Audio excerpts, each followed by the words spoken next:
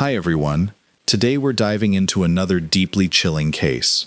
The heartbreaking story of Samantha Fraser stands as a grim testament to a painful truth.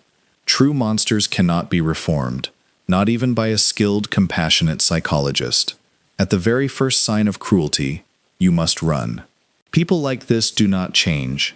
They do not deserve second chances, and they remain capable of the most heinous acts while believing they are entirely above the law. This devastating tragedy unfolded during the summer of 2018 on Phillip Island, a serene Australian coastal haven near Melbourne. But to understand how this nightmare began, we need to take a step back and look at where it all started. Adrian Basham was born in Australia in 1973, growing up in a home headed by a police officer father. Although he managed to stay off the radar of law enforcement during his youth, many now believe his underlying violence and dangerous outbursts of uncontrolled rage were deeply rooted in his upbringing. In a telling glimpse into his family dynamic, when Adrian's father, James Basham, eventually learned of the brutal murder his son had committed, he didn't condemn the horrific act. Instead, drawing on his decades of police experience, he gave his son tactical advice on how to navigate the investigation and evade justice. On the other side of this story was Samantha Fraser, born in the suburbs of Melbourne in the summer of 1980. She grew up wrapped in the warmth of a loving, close-knit family. Her parents, Janine and Travis Fraser, devoted themselves entirely to supporting their only daughter, nurturing her talents, and providing her with every opportunity to excel. Samantha thrived in school, proving to be a brilliant student, while also shining as a talented athlete who earned numerous awards for her achievements. Driven, energetic, and ambitious, she went on to attend a prestigious university to study psychology, ultimately graduating with high honors.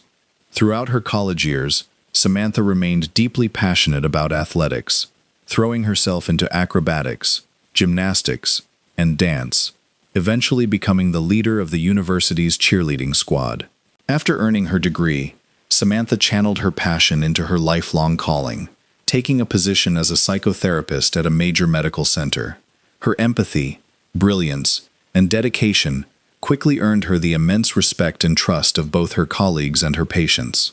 She truly loved helping others heal. It was in late 2005 that Samantha's life took a fateful turn, when her path crossed with Adrian Basham's for the very first time.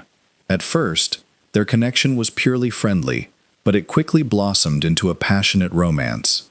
Still, many who knew the couple personally were baffled by the match, unable to fathom what could possibly unite two people who were polar opposites in every conceivable way. Samantha was the embodiment of warmth, open-heartedness, and sociability, possessing a rare, gentle talent for resolving even the most heated conflicts peacefully.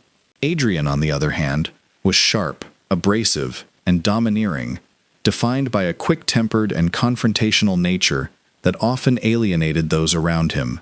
Yet, despite these glaring differences, just a year and a half after their first meeting, the couple officially tied the knot. The newlyweds purchased a home in the peaceful suburbs of Melbourne, conveniently close to Samantha's parents. Soon after, Adrian secured a job with a major mining and mineral development company. His new role required constant travel and long business trips, keeping him away from home for extended periods. In hindsight, it was precisely this distance that allowed their marriage to survive as long as it did. Away from home, his volatile presence was muted. Back at home, Adrian revealed himself to be a relentless domestic tyrant, obsessively striving to control every single aspect of his wife's life. He didn't just demand absolute, unquestioning obedience. He also exhibited unsettling behaviors that pointed toward deep-seated psychological instability. Chief among them was a maniacal fixation on absolute order. This went far beyond a simple desire for cleanliness. It was an obsession with the precise arrangement of everyday objects. The exact alignment of books on a shelf, or the specific placement of toiletries on the bathroom counter, had to remain untouched. Even the slightest alteration to his rigid system could instantly ignite his furious temper, triggering terrifying outbursts of uncontrolled rage. As a trained psychologist, Samantha possessed the professional insight to de-escalate these tense situations, and she held on to the desperate hope that, with time, patience, and support, her husband would gradually change, becoming calmer and more self-controlled. Their marriage eventually produced 3 children, 2 daughters, Jemima and April, and a son, Rex. Yet even the joy of fatherhood failed to soften Adrian's hardened temperament or curb his dark impulses.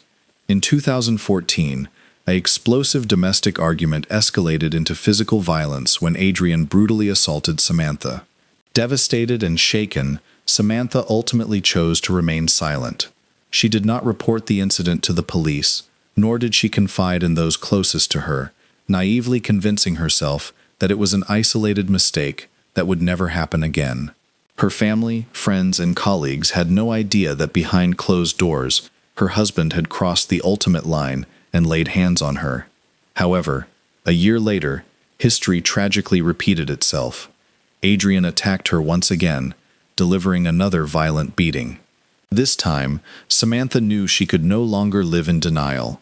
This was the absolute breaking point. Beyond the physical danger, Adrian's relentless temper tantrums and his suffocating, manic obsession with controlling her every move were systematically eroding her mental well-being and driving her to the brink of despair. Determined to protect herself and her children, Samantha finally took decisive action. She marched to the police station and filed an official report documenting the physical abuse. Without hesitation, she gathered her 3 young children and moved into the safety of her parents' home. By the spring of 2017, the court officially finalized their divorce, recognizing the dangerous dynamic and prioritizing the welfare of the young family. The judge awarded full ownership of the family home to Samantha and the children. With a newfound sense of freedom, hope, and relief, Samantha and her kids packed up their belongings and moved back into the house to rebuild their lives away from her ex-husband's shadow. However, Adrian had no intention of simply walking away, accepting the court's verdict, or letting his former victim escape his terrifying grip. Refusing to let his ex-wife escape his grasp, Adrian continued to relentlessly stalk and harass Samantha, turning her everyday life into a living nightmare. She never felt truly safe, perpetually consumed by a crippling dread for both her own survival and the well-being of her 3 children. Desperate for legal protection, she secured a court-ordered restraining order to legally ban her ex-husband from coming near them or meddling in their personal affairs. Yet, this piece of paper did nothing to deter Basham. Driven by deep-seated malice, he moved into the nearby area, seizing every possible opportunity to torment and intimidate Samantha. According to a close friend of Adrian's, the bitter ex-husband openly vowed to strip his former wife of everything she held dear, starting with her house and ending with her children.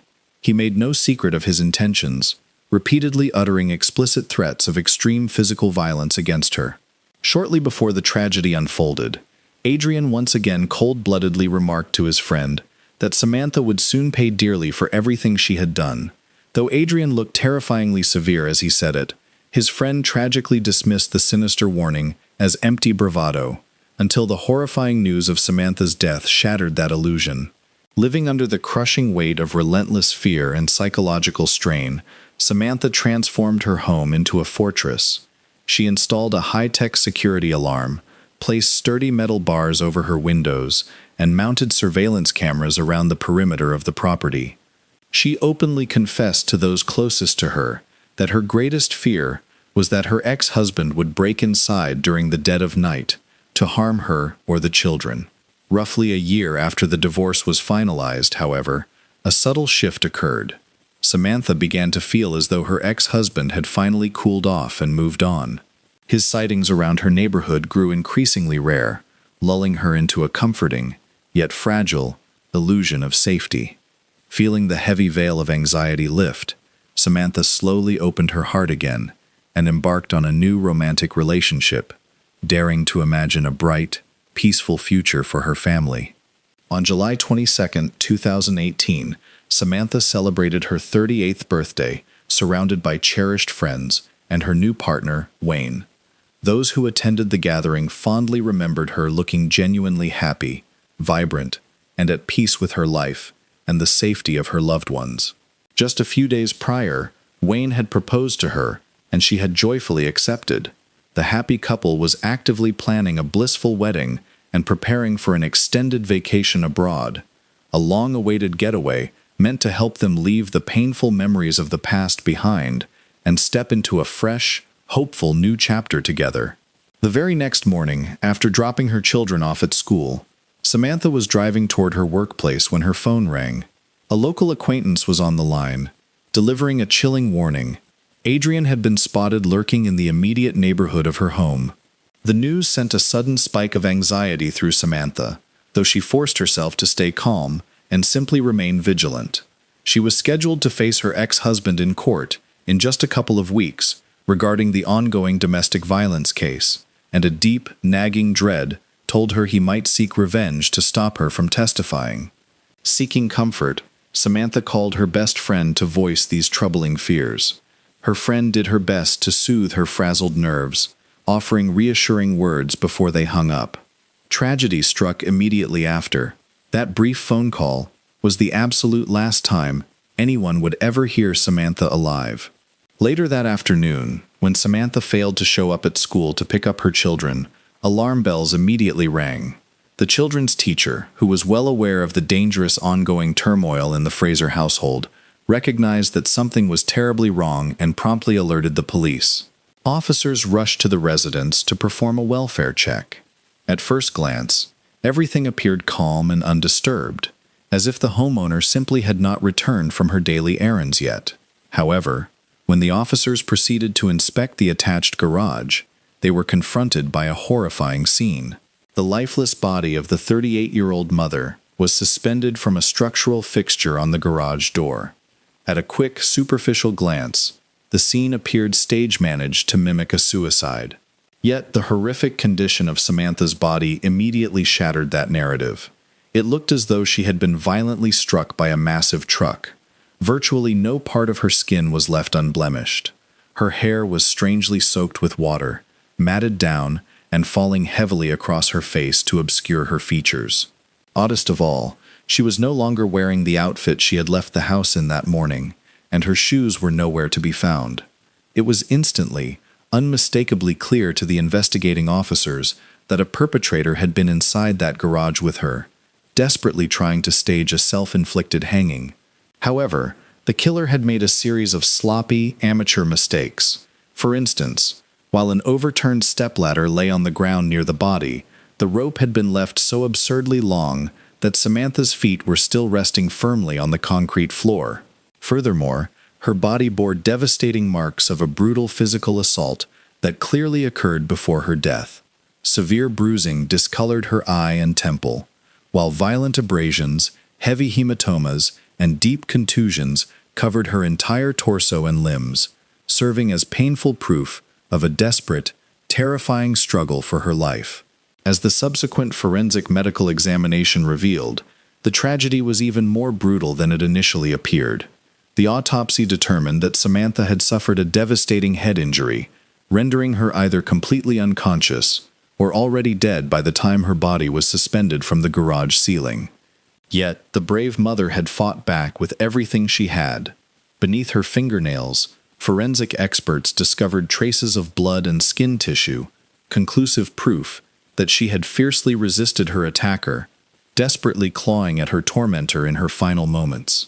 Furthermore, crime scene technicians uncovered numerous washed-up bloodstains alongside fine blood spatter sprayed across the garage floor, the surrounding walls, and the exterior of the vehicle parked inside. Subsequent laboratory testing also confirmed the presence of blood on several sections of the very rope used in the hanging. On the evening of that exact same fateful day, Adrian Basham pulled up to his father James's residence riding his motorcycle.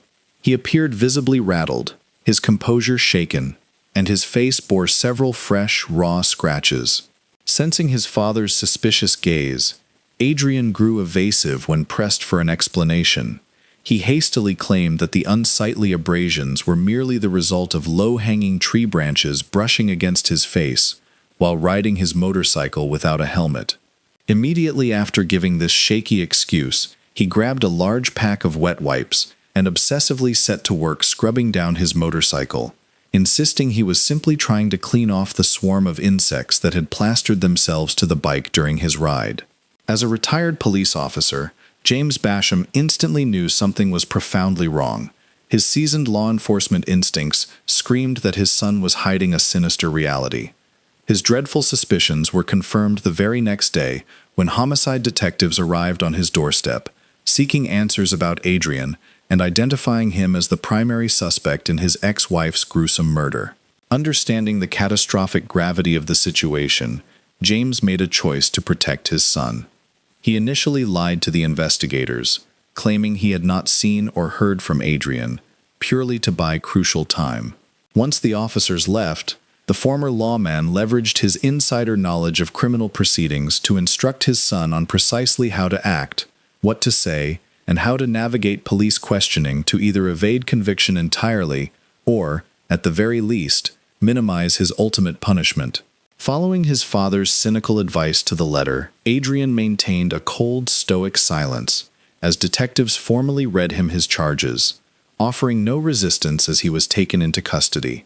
Backed by high-powered defense attorneys hired immediately by his father, Adrian initially refused to cooperate with the investigation in any capacity. While he stopped short of explicitly confessing, he simply clutched his right to remain silent, stonewalling every line of questioning thrown his way. Nevertheless, the overwhelming mountain of physical evidence collected by homicide detectives was more than enough to dismantle his defense. The fresh, parallel scratches carved into Adrian's face did not escape the keen eyes of investigators. As suspected, they perfectly matched the defensive wounds Samantha had inflicted while fighting for her life, directly aligning with the DNA and skin tissue trapped beneath her fingernails. Moreover, forensic analysts discovered traces of the suspect's sweat embedded directly into the fibers of the rope used to hang his ex-wife. The physical evidence against him continued to pile up outside the home as well. Upon conducting a thorough forensic examination of Adrian's motorcycle, technicians uncovered partially washed-away traces of Samantha's blood clinging to the frame. The final damning piece of evidence was discovered right on James's property. Tucked deep inside a garbage can outside his father's house, detectives retrieved a bloody woman's blouse. It was glaringly obvious that Adrian had attempted to dispose of the incriminatory clothing after the brutal assault, but he had simply run out of time before the police closed in. To seal his fate completely, security camera footage, captured by the very surveillance system Samantha had installed around her home shortly before the tragedy to protect herself, showed a shadowy man leaving the premises on the morning of the murder.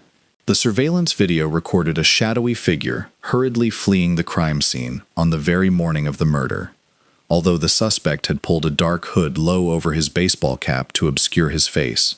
The man's distinct gait, stature, and movements left no doubt in the minds of investigators that it was Adrian Basham. Piece by piece, detectives painstakingly reconstructed the chronology of Samantha's tragic final day, revealing a chilling sequence of events that was utterly terrifying in its cold-blooded calculation and sheer brutality. Knowing the layout of the property, Basham had arrived at the house earlier that morning while the residence was completely empty. He managed to force the lock on the garage door and slip inside undetected. There, in the dark, quiet space, he patiently waited for hours, lying in ambush for his former wife to return. When an unsuspecting Samantha finally pulled her car into the garage, completely unaware of the threat lurking in the shadows, Adrian launched a violent, relentless ambush before she could even step out of her vehicle. Samantha fought back with every ounce of strength she possessed, desperately clawing at her attacker in a violent struggle for survival, a brave defense etched directly onto the perpetrator's face in the form of deep, raw scratches. However, the physical mismatch was overwhelming. Adrian mercilessly beat the victim, raining down brutal blows until she lost consciousness. In a frantic effort to conceal his atrocious crime, the killer set out to alter the scene.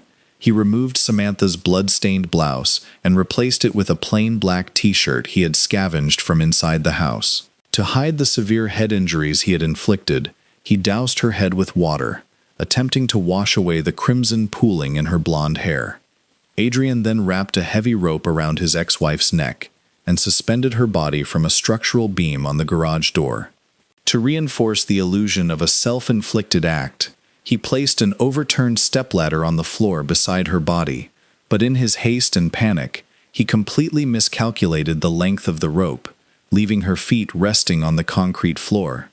He then attempted to wipe down the obvious bloodstains left behind from the violent encounter, yet he completely overlooked the fine blood spatter sprayed across the surrounding walls, floor, and nearby vehicle.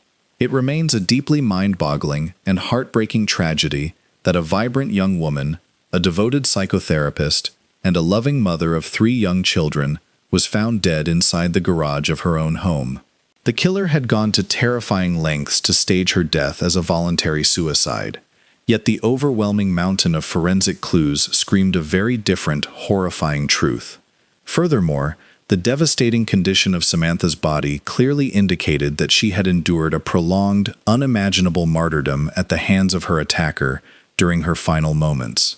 Perhaps the most tragic aspect of this entire nightmare was that Samantha had shared a life with this man for many years, enduring endless moral degradation, psychological torture, and physical abuse, all while raising his children and constantly trying to keep the peace.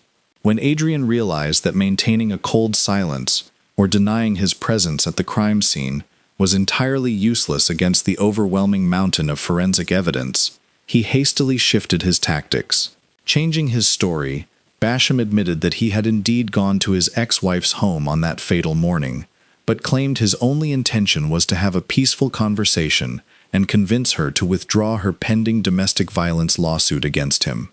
According to his new account, the discussion quickly derailed into a heated argument where tempers flared and physical violence erupted. However, he adamantly insisted that when he finally walked away, Samantha was still alive, fully conscious, and unharmed beyond the scuffle. Building on this narrative, the defense attorneys argued that their client was guilty of nothing more than simple battery. They pushed a tragic yet absurd theory. After Adrian departed, Samantha, overwhelmed by the altercation, supposedly took her own life. This claim was passionately rejected by her grieving family and friends. Those who truly knew Samantha emphasized that she would never abandon her 3 precious children under any circumstances, especially at a time when she was on the verge of remarrying, radiating hope, and actively building a bright, happy future for her family. The high-profile murder trial was delayed for years, finally commencing near the end of 2022. The courtroom sessions were emotionally harrowing, attended by the former couple's older children, who courageously took a stand, openly condemned their father's horrific actions, and pleaded with the judge for the absolute maximum sentence under the law.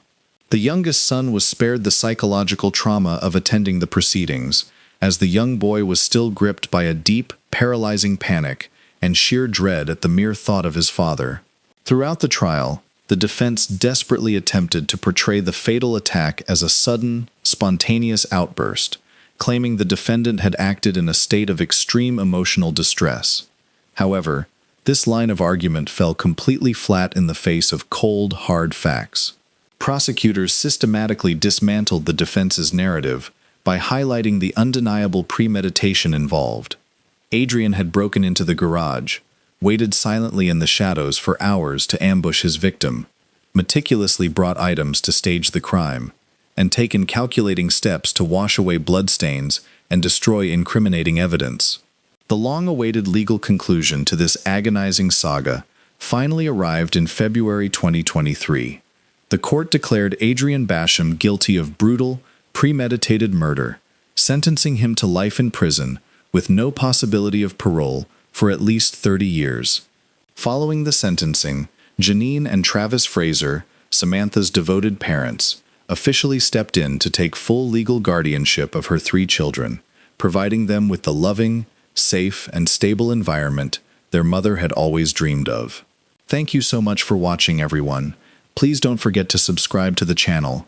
There are many more gripping, deeply shocking stories ahead, and I'll see you all again very soon.